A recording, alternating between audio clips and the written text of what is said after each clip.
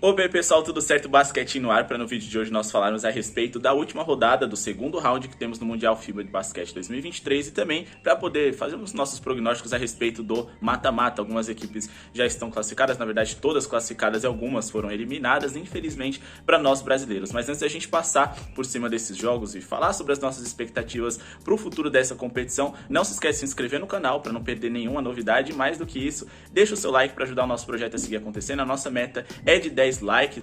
Nós não conseguimos falar a respeito da primeira rodada ali desse segundo round, mas a gente fez um vídeo falando a respeito do desempenho do Brasil, a vitória histórica em cima do Canadá. Card vai ficar aqui em cima, mas hoje vamos passar limpo, falar algumas coisas que a gente observou dentro desses jogos e mais do que isso, convido vocês para nos comentários dizerem o que vocês estão achando desse Mundial de Basquete FIBA. É o primeiro Mundial de Basquete que vocês estão assistindo aí, porque a gente sabe que a galera sempre assiste NBA e tudo mais, mas acaba evitando essas competições FIBA, mas eu acho muito interessante a gente botar o papo em dia. Mas chega de enrolação, bora falar de basquetinho.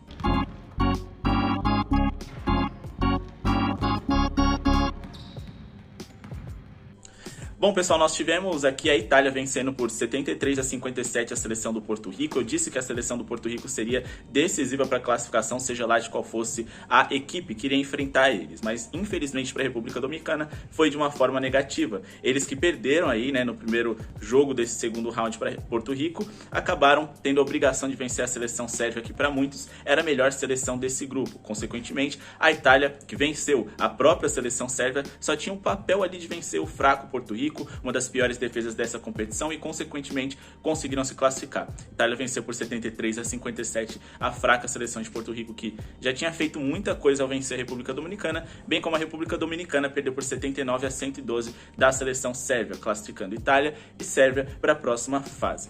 Tivemos também aí a Grécia e Montenegro. Eu acreditava que a Grécia poderia se classificar, primeiro porque eu acho que eles deveriam fazer um confronto um pouco mais competitivo contra a Lituânia, mas acima de tudo porque eu não esperava que a Lituânia vencesse os Estados Unidos. Montenegro acabava correndo por fora. Eles acabaram até vencendo a seleção grega por 73-69, mas o que de fato fez esse grupo aqui ter as coisas definidas foi a Lituânia, que tinha vencido a Grécia, e a Lituânia que venceu também os Estados Unidos por 110-104. E essa vitória foi muito importante porque a Lituânia acabou indo para um lado ali da chave um pouco mais favorável. Os Estados Unidos, que perdeu para a seleção ali de Jonas Valanciunas e companhia, acabou sendo um choque. Mas a Lituânia, apesar de claramente ser uma zebra, uma não favorita, eles tinham que era preciso para poder vencer os seus adversários, ou pelo menos a estratégia que muitos julgavam ser a necessária para que esse jogo desse certo, que era limitar ali o Jaren Jackson Jr., colocando ele ali na quinta falta. Foi o que aconteceu. Consequentemente, os Estados Unidos perdeu um dos seus melhores defensores ali, o seu titular na posição 5, e a seleção da Lituânia é muito grande, são jogadores físicos que gostam ali de fechar o garrafão, e se eles tivessem ali sucesso nos rebotes, que também foi algo no qual eles se destacaram, eles teriam alguma chance, porém vencer de 110-104 foi um pouco demais, superaram as expectativas e fizeram história. Para a sorte dos Estados Unidos, ou sorte, digamos assim, eles perderam na hora que poderiam ter perdido, mas repito, eles foram para um lado mais complicado ali da tabela, com a Letônia, que tem amassando aí os favoritos como Espanha, França, inclusive eliminou o Brasil, nós já vamos falar a respeito deles. Eles também foram para o lado ali da seleção alemã e da própria seleção italiana. Então, assim, nos Estados Unidos seria interessante eles terem vencido esse jogo aqui, de toda forma, mas não tem problema, é importante eles estarem classificados, dificilmente eles vão perder 2 jogos seguidos, acho que eles são favoritos contra a Itália na próxima fase.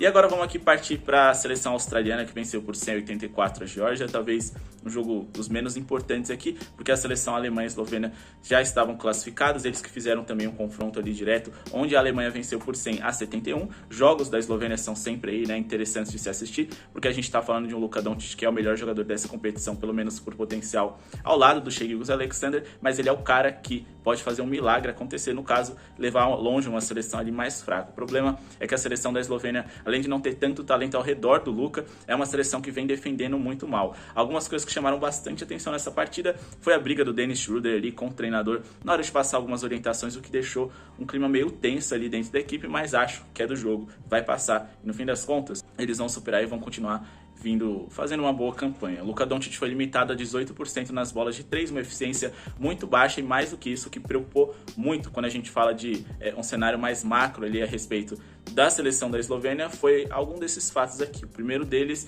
o fato de que eles perderam por 9-27 o segundo quarto, 18-30 e 19-32, ou seja, eles não conseguiram passar da casa dos 19 pontos no segundo, terceiro e último quarto, e mais do que isso, sofreram 27 pontos em todos. Então assim, não dá para ser desse jeito, não dá para eles irem longe desse jeito. Eles vão ter um confronto duro na próxima fase ali contra a seleção canadense, e no fim das contas era mais interessante a Alemanha vencer esse jogo justamente para fugir do Canadá. Eles vão ficar do lado dos Estados Unidos ali da chave? Vão, mas uma hora você vai ter que enfrentar os Estados Unidos ou o Canadá. E se for para isso acontecer, que seja ali numa semifinal ou final. Então, vitória importante para a seleção alemã e derrota preocupante ali para a Eslovênia, que ok, eles também vão ter que encarar uma seleção difícil de qualquer forma, se eles quiserem ser campeões, como qualquer outra seleção vai ter que encarar, mas esses números preocuparam bastante. O Luka precisa melhorar um pouco a eficiência dele na bola de 3. Claro, às vezes a bola de 3 dele ali é também para abrir um pouco a defesa adversária, não necessariamente para pontuar, é claro, se ele pontuar melhor ainda,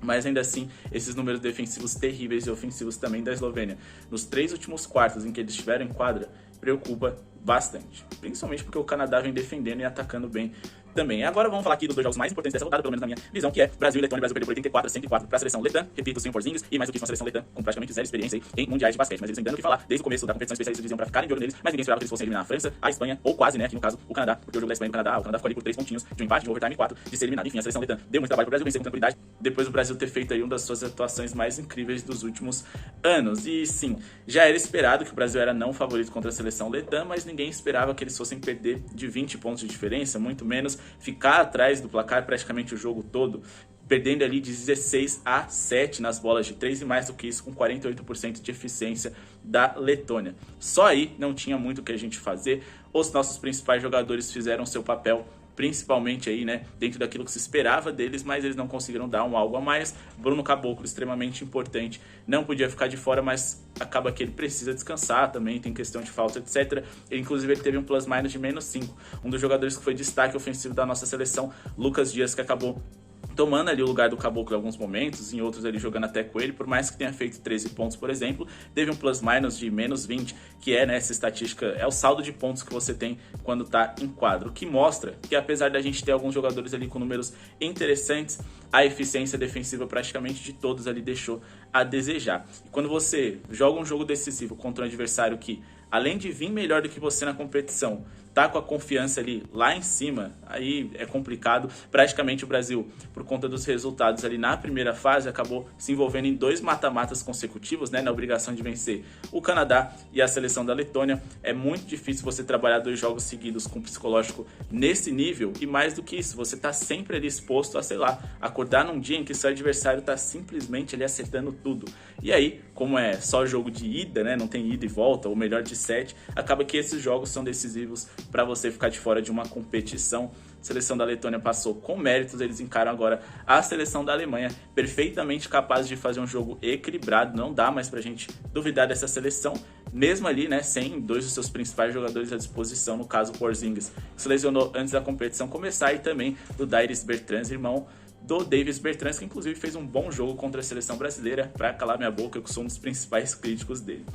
E do outro lado desse mesmo grupo, a gente teve o Canadá enfrentando a Espanha também num jogo de vida ou morte. A seleção da Espanha precisava vencer, o Canadá também, e foi um jogaço, 88-85 para a seleção canadense. O segundo quarto a gente teve aí, né, 10 pontos de vantagem, inclusive para a seleção da Espanha, que foi bem relevante, mas os principais destaques foram os 30 pontos do Shai Gilgeous-Alexander, mais 16 lances livres que ele acabou tendo que cobrar, ou seja, ele também foi muito bom na hora de cavar a falta, e acabou que foi a única opção da seleção espanhola de segurar um pouco o ímpeto dele, e não é novidade para vocês, não funcionou. Dillon Brooks, um dos jogadores mais queridos pelos torcedores de lá, né, onde vem acontecendo o Mundial, mas também criticado pelos torcedores da Espanha, inclusive teve provocação no pré-jogo, acabou vendo uma das melhores atuações dele ali, na verdade a melhor, pela seleção canadense, com 22 pontos e mais do que isso, um plus-minus de 13 positivo. O RJ Barrett, outra arma ofensiva importante da seleção canadense, completou para 16 pontos e teve 50%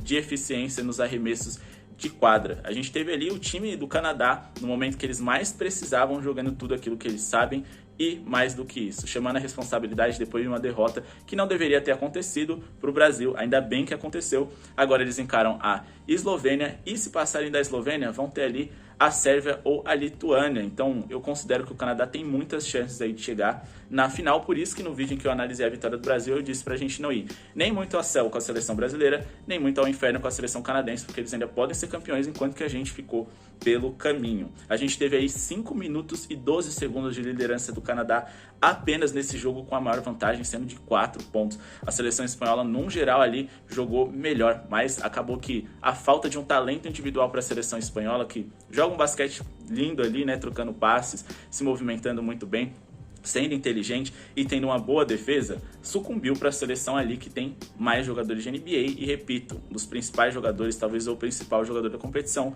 o Shai. Chamou a responsabilidade, é mortal no arremesso ali de média distância e mais do que isso, é um jogador tão perigoso que acaba aqui obrigando que seus adversários façam mais faltas do que o esperado e ele não vai errar. Desses 16 arremessos, se eu não me engano, ele acertou 14 e mesmo com 28 minutos de liderança da seleção espanhola, a seleção canadense está classificada. Um jogaço.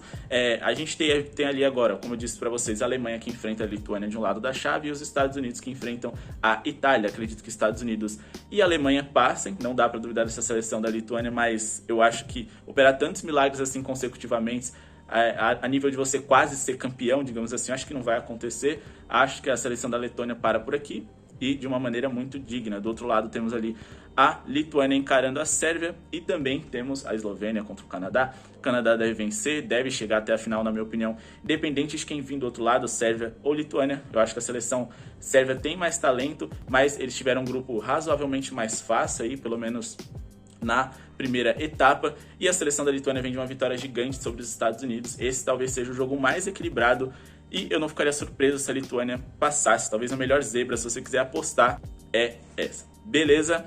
E aí, repetindo, acho que chega na final Canadá e Estados Unidos, que deve passar pela seleção alemã, e teremos finalmente aí talvez o jogo que muitos esperavam, apesar de que a Alemanha tem muitas condições também de se classificar contra os Estados Unidos, porque principalmente nas casas de apostas, era o segundo time ali favorito a ser campeão ao lado da Espanha. Bom, esse Mundial tá muito legal, muito interessante, muitas histórias bonitas de serem contadas, também momentos emocionantes, mas agora a gente chega na parte competitiva do matar ou morrer, e como eu disse pra vocês, por mais que você seja uma seleção melhor, se você acordar num dia que tá acontecendo tudo de bom pros seus adversários e tudo de ruim pra vocês, qualquer seleção pode perder de qualquer seleção. Então, por mais que você tenha talento, à disposição no banco titular e reserva, não existe uma fórmula exata, não é certeza que os Estados Unidos vai ser campeão ou que o Canadá vai chegar na final. É só a minha opinião, deixa a sua nos comentários.